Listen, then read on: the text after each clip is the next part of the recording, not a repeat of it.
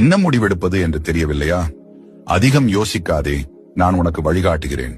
மனதை போட்டு வதைக்காதே, மறைக்கப்பட்ட உன் அறிவை திறக்கவே நான் வந்திருக்கிறேன். உன் வாழ்க்கையில் நான் மட்டுமே நிரந்தரம், மற்ற அனைவரும் மாயை. இதனை புரிந்து கொள்ள உனக்கு சிரமமாகத்தான் இருக்கும். இருப்பினும் சொல்ல வேண்டியது என் கடமை என்று தோன்றியது.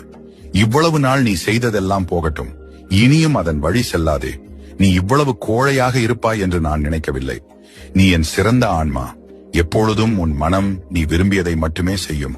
ஆனால் உன் அறிவோ உனக்கு எது நல்லதோ அதை மட்டுமே சொல்லித்தரும்.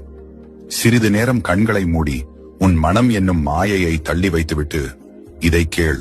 நான் தான் உன் அறிவு, நான் தான் உன் குரல், நான் தான் உன் பிரபஞ்சம், நான் தான் உன் எல்லாம்.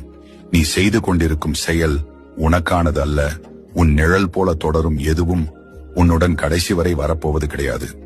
உனக்கெனவே இருப்பவற்றை நீ வெறுத்து விடாதே. அதுதான் உனக்கானது, அதுதான் உன்னுடையது, அதுவே நிரந்தரம், அதுவே உன் சரித்திரம். போதும், கண்களை துடைத்து எழு.